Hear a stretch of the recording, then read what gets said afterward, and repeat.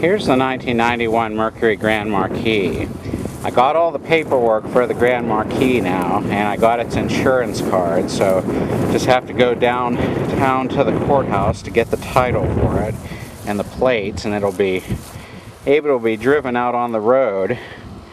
I'm thinking that the transmission on this is good, because I drove it around the driveway again. I think I was able to get it to shift up to third gear. It'll really take some little more road testing though before I'm completely confident of that.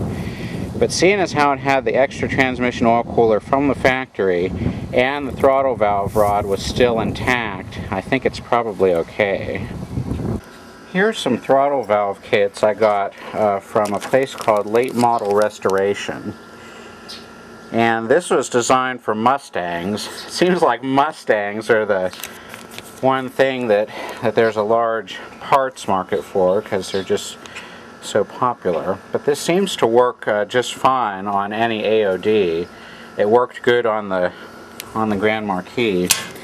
It's got the brass bushing and the cotter pin that goes over the top.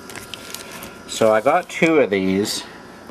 I'm thinking that this gray Marquis may still have the old one on it, the old bushing on it, but the throttle valve rod was functional on it the last time it drove. Plus I wanted to have a backup. I always like to order a backup in case I mess something up on something. That way I've got something to use in case I would lose the cotter pin or something. Now I'll take a look at how it actually looks on the Grand Marquis. Here is a piece of the old throttle valve bushing. What I had to do was to pull the throttle valve rod connector down and out of the throttle plate area, or the thing that it connects to. And then what I had to do is to get a small pocket knife and slice through this in order to remove the old bushing so I could push it out. Now let's see if we can see it here. Let me move this electrical connector, see if I can get a view of it here.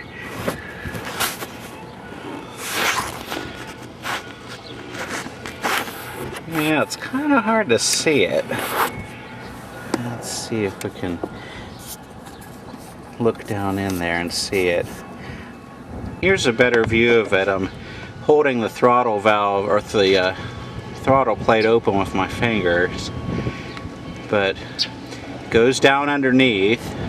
There's the brass bushing, and then the throttle valve connector goes up through there, and you put the cotter pin on top.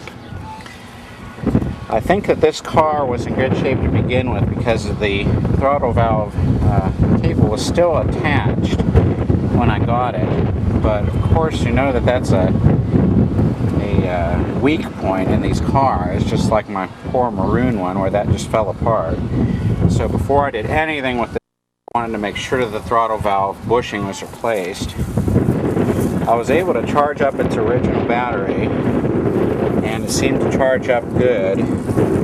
So let me start it up here. I changed the oil and oil filter on this. I used 4 quarts of 20W50 oil and a quart of Marvel Mystery Oil. That seems to have quieted the engine down.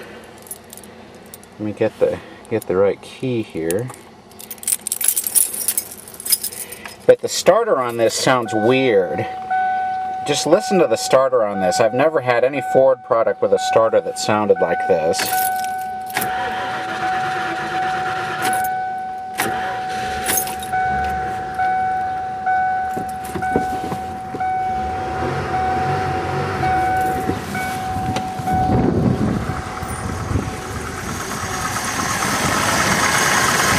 I can still hear a little bit of noise, but it's not very much. And it seems to be running smoothly, at least a little more smoothly than it was before. When I drive it, it's got good acceleration. I just drove it in the driveway. So now once I get its paperwork and tags taken care of, we can actually go for a road test in it. After a little while, I'm going to change out that Marble Mystery oil that's in there and put a new oil filter on it and fresh oil, because the oil was very dirty in it. I guess the only thing really left is to fix the airbag system, and I found out that thanks to your comments that there was a bad thermal fuse that had blown somewhere in the airbag diagnostic module. I found that some of the airbag sensors were actually loose, and this washer tank had been moved, but you can see that the airbag sensors are not completely attached, so I don't know what's going on there. The only thing I'm afraid of is that if I don't find the short in there before replacing that module, that the problem will occur again. So I'm going to check the under dashboard wiring too, make sure that somebody didn't cut into one of the airbag wires while they were installing that aftermarket radio or something. But the sound of that starter just sounds weird. It almost sounds like that there's no compression on the engine when it's starting or something, but may just be a replacement starter that someone put in. Let me try cranking the starter again and you can hear it.